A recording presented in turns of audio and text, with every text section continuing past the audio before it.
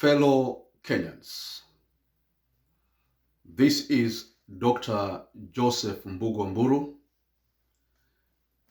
and this is a statement regarding my vision as the President of the Republic of Kenya, 2022 to 2032.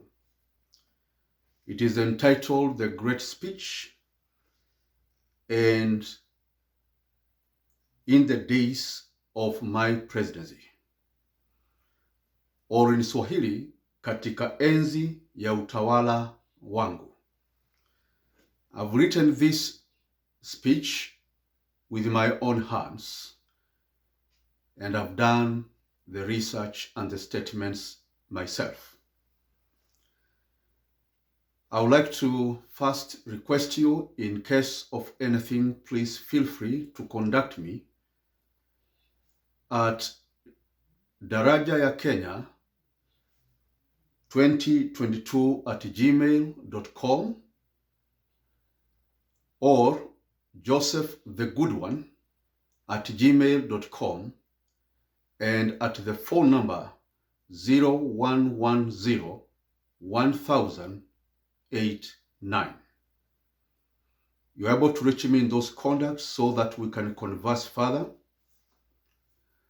I am also planning to host a conference in the shortest time possible, and I would like you to send your message of expressing your willingness to attend, expression of interest.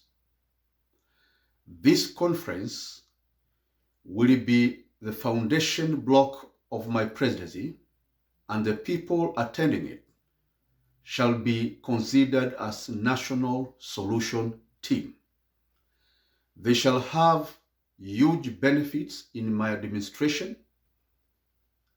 For example, they will be part of those earning 100,000 for the rest of their lives. They will also will manage the first 1 billion, and also they will have to manage the second 1 billion. These 1,000 people that will attend the first conference.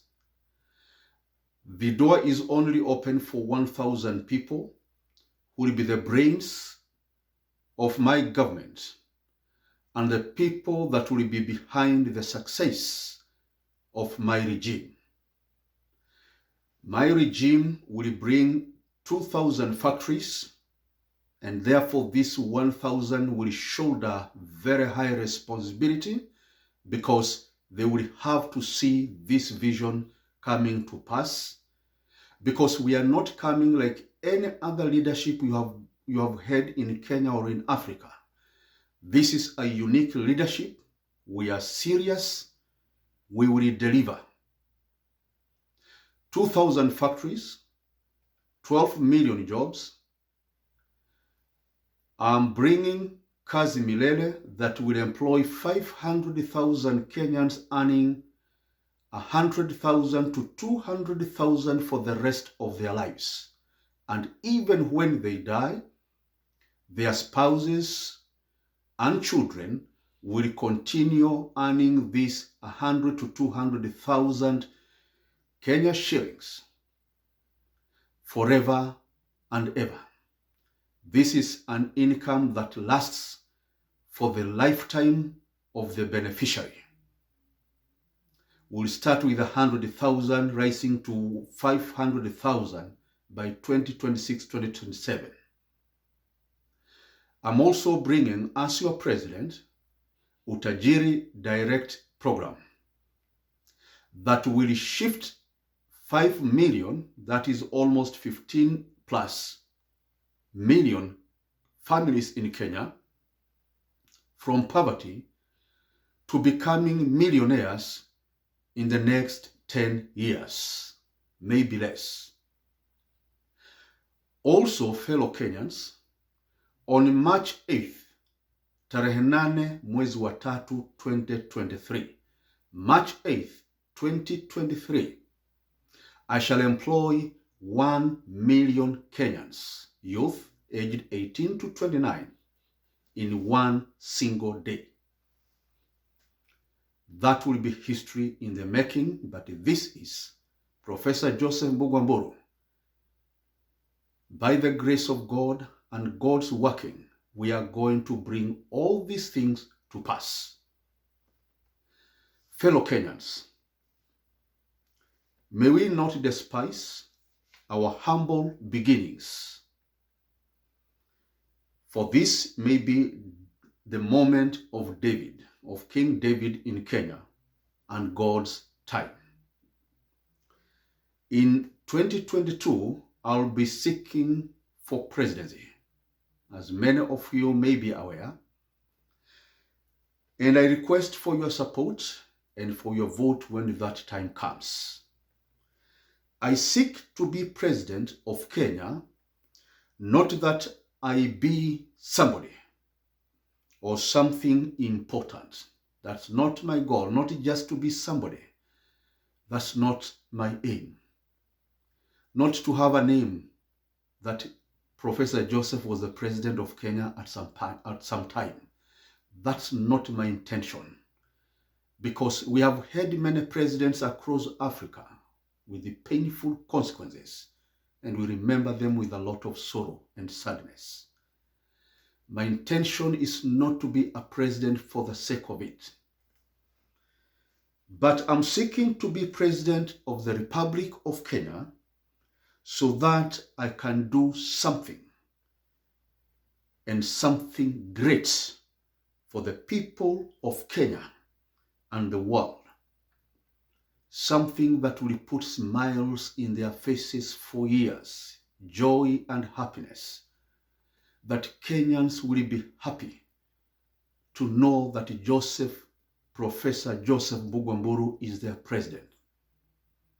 That you will never regret why you voted for me, because I will work very hard than any other president that has ever come in Kenya and Africa. The closest one that comes to the kind of president I'll be is the late Honorable John Pombe Magufuli of Tanzania, and may his soul rest in peace. If there is anyone that Kenyans have ever seen, a president, the closest one will be His Excellency, the late, our brother, our president that have passed away of Tanzania, John Pombe Magufuli. But you can be sure that what I'm bringing to Kenyans is a million times greater. And God bless him, what our late president of Tanzania did and who and how he managed state affairs. I've written down these things for many years, and now it's time to come and do them. I'm not seeking to be president of Kenya so as just to have a name. If I cannot do these great things, I have no desire at all, nor business whatsoever, to seek to be the president of Kenya. Like a boulder lying on top of a germinating seed of a plant, when that boulder is lifted, for those who have been farmers like myself and who have been weeding crops like maize and beans and vegetables, I have done with a hoe for many years. When you get to a boulder and lift that boulder and there is maize underneath, which is usually very slim, you will remove it. Within a day, that plant, that maize will grow slim and go very tall very fast, because something was lying on it and now it has been removed. Fellow Kenyans, that is what has been the case in Kenya. We are very hard working. We work day and night. We work long hours. But there is something that has been on top of us. Imetulalia, imetukalia, imetufinya. Every Kenyan across the country, because it is the same. You go to Baringo, people are struggling. You go to Wasinigishu, people are struggling. You go to Nandi, people are struggling. You go to my counties of Bungoma or Busia or Trans Nzoia, people are struggling. Or my county in Kajiado, people are struggling. You go to Narok, Kericho, Kiambu, Murang'a, Nyeri, Embu, Tharaka Nithi, Meru, Marsabit, Laikipia. You go to Mandera, to Wajir, to Gari. People are working like donkeys. But you never see them progressing. Go to Mombasa, right? And you find the people pulling carts in Kilifi of water. Wanafuruta a cart, mkokoteni imejaa almost 50 jerrycans za maji. You do it from morning to evening, January to December.